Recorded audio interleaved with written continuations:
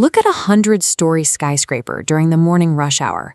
Thousands of people all arriving at exactly the same time, swarming the lobby, needing to get to their desks by 9 o'clock. Behind those sliding steel doors lies a massive, echoing vertical canyon running the entire height of the building. This invisible void is a high-stakes battleground where architects fight against physical space and the limits of material science. Keeping thousands of tons of steel and glass standing upright against the wind is actually the easy part. The real nightmare for engineers, the problem that dictates every single inch of a megatower's design, is moving all those people vertically without the entire building grinding to a halt.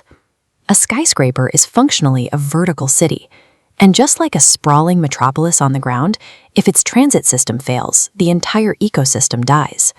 The first major problem with vertical transit has nothing to do with machinery. It has to do with real estate. A tower only makes money by leasing out floor space, but an elevator shaft is a giant column of empty air that runs straight from the foundation to the roof. You cannot rent out an elevator shaft. Architects call this spatial paradox the core penalty. If you double a building's height, you exponentially increase the time it takes to move people. To prevent massive lobby wait times, you have to add so many new shafts that they eventually consume almost the entire profitable floor plan. The building bankrupts itself. To beat this penalty, engineers borrowed a trick from urban subway systems, the express train. Look at a massive structure like the Burj Khalifa. Instead of running a single elevator from the ground to the top floor, the entire building is sliced into independent vertical zones. This diagram shows how it works in practice.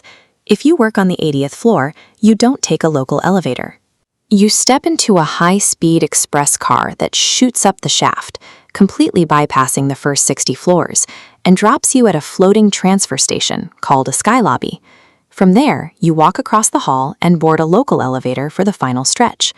Passengers experience this transfer as a minor inconvenience, but to an architect, it is a masterstroke of design. Because that local elevator taking you the rest of the way up never travels down to the ground floor, the bottom half of its shaft is completely empty air. Notice how the diagram fills that empty space. Engineers can mechanically stack 2, 3, or even 4 independent elevator cars directly underneath one another, all operating simultaneously within the exact same vertical column. By forcing a passenger transfer, architects exponentially multiply the building's traffic capacity without surrendering a single extra square foot of leasable office space. But solving that spatial problem allowed buildings to reach such extreme heights, but they ran straight into a harsh limitation in physics.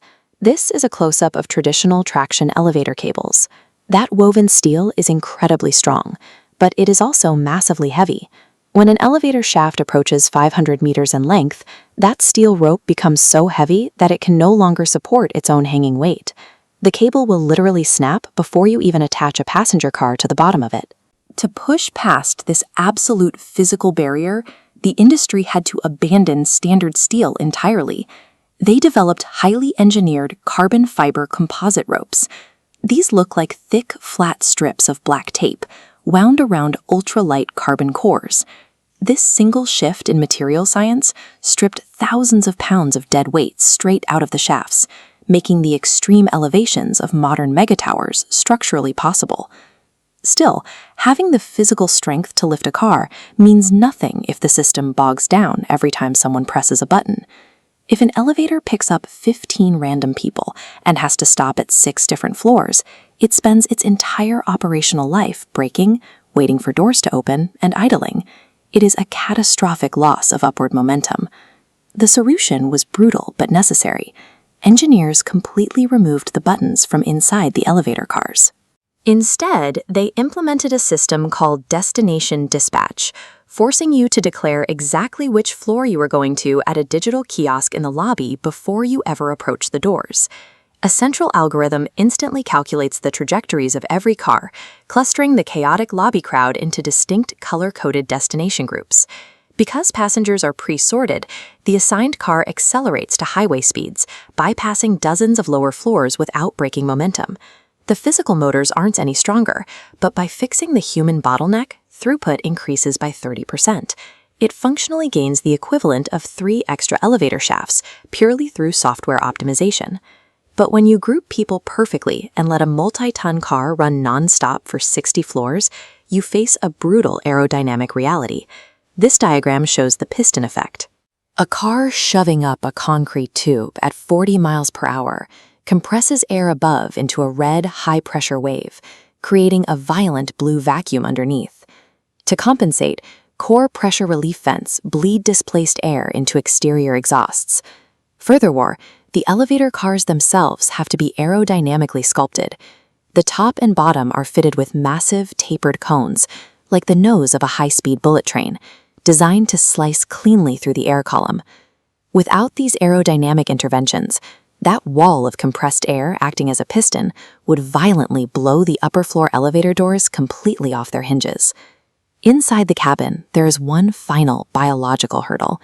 Traveling up 100 floors in under a minute creates a massive pressure differential that normally leaves passengers dizzy and in sharp pain as their inner ears struggle to adjust. To prevent this, these high-speed cars are heavily sealed and actively pressurized.